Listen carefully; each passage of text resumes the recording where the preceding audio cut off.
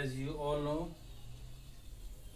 that vector form of gravitation law verifies Newton's third law as F12 is equals to minus F21, action, reaction, pair is formed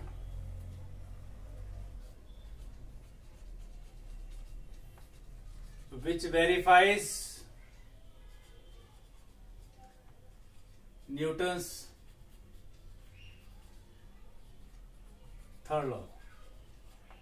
So vector form of Newton's law verifies Newton's third law. Now characteristics of gravitational force. Characteristics of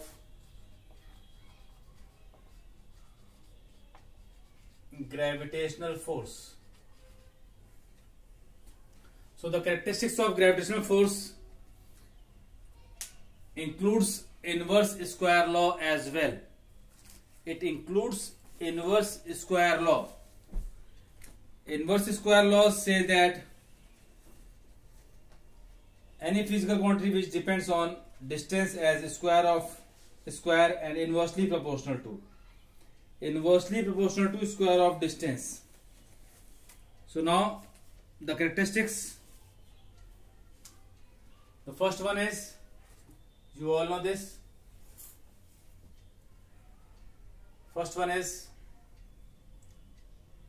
it is always attractive in nature. It is always attractive in nature.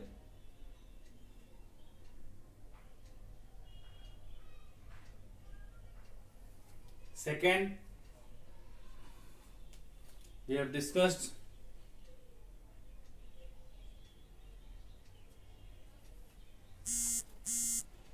follows inverse square law. Third, it is a central force. Central force, it can apply through one mass can apply a force at different masses, and also because they act along the line joining the two masses and at the center of two bodies. It always acts at the center of two bodies because mass is concentrated at the center. Fourth, it verifies Newton's third law. Fifth, it is independent of medium that I have discussed. This is the characteristics of gravitational force. Now there is a principle which says principle of superposition of forces. This is also followed by electrostatic force also. It says that if a mass applies force at different masses surrounding it, then the net force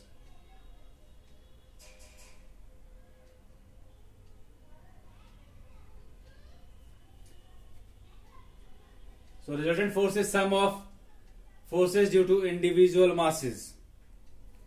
So it says that net force is equals to vector sum of all the forces.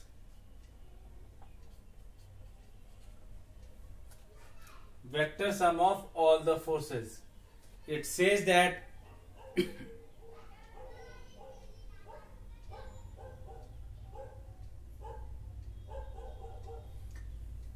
resultant force acting on a number of mass, say for example this is a mass. Now here m1 is there, m2 is there, m3 is here, M4 is here. So this mass M will experience force due to M1, M2, M3 and M4.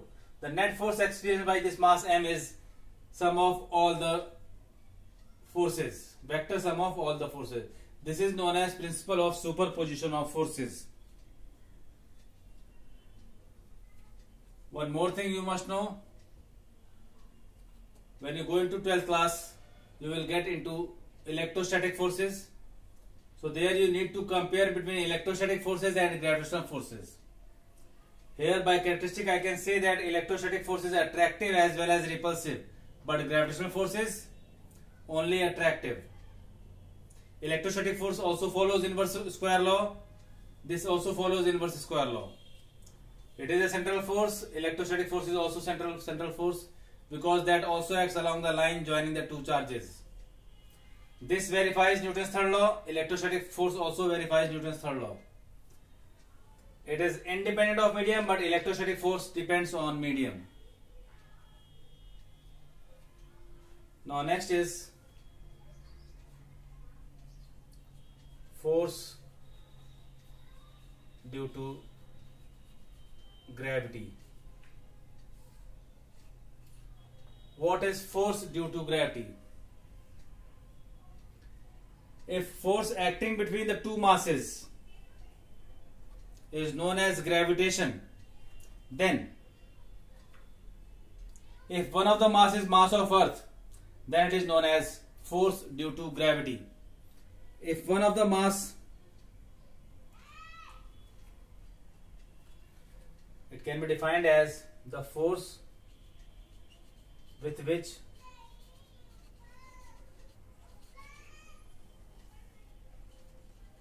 earth attracts any other mass or particle towards its center. So force of gravitation, force due to gravity is a type of gravitation. Here it is necessary that one mass is mass of earth. So it means that gravity is a special case of force of gravitation. Now if you compare force, Newton's law of gravitation says that Gm m upon r square. So here you can see, if this is earth, it has its mass acting from the center. This is the radius Re, and suppose a particle is kept here of mass m, and this distance is h. So from here up to this point, this is r. So when this earth will apply force on particle of mass m, force is given by this, where here me is mass of earth and m is mass of the particle. So this is how you will get to know about mass of earth. Now here be clear, r is Re plus h. What is Re? Re is radius of earth. Re is known as radius of earth. Its value is considered as approximately 6400 kilometers. Re is considered approximately as 6400 kilometer. So radius of earth is 6370 kilometer, or approximately 6400 kilometer. So radius of earth, so from the center of earth, this part is radius of earth, and this h is height above the surface of earth. So this is force due to gravity. It is a part of gravitation where one mass is mass of earth. Now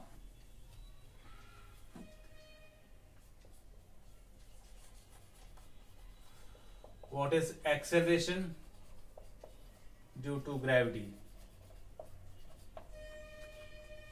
What is acceleration due to gravity? When any object moves under the influence of gravity, that is force of gravity. When any object moves under the influence of force of gravity, force due to gravity,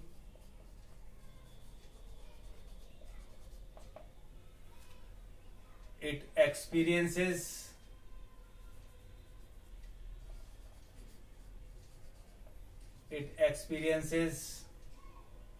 an acceleration which is known as acceleration due to gravity, termed as small g. So if the velocity increases, if the velocity of moving object under the influence of gravity increases, then acceleration due to gravity is considered as positive. G can be considered as positive if falling towards gravity or velocity increases. G is negative if moving away from Earth's surface, that is velocity decreases. So this is acceleration due to gravity. Whenever an object moves under the influence of gravity, it experiences an acceleration. This acceleration can be positive or negative depending on the direction of motion of object or depending on the velocity with which it moves. Now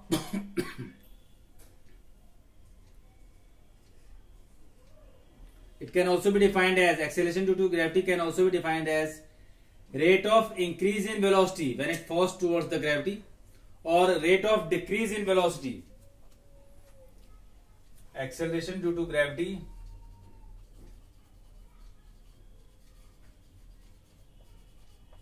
is a rate of increase in velocity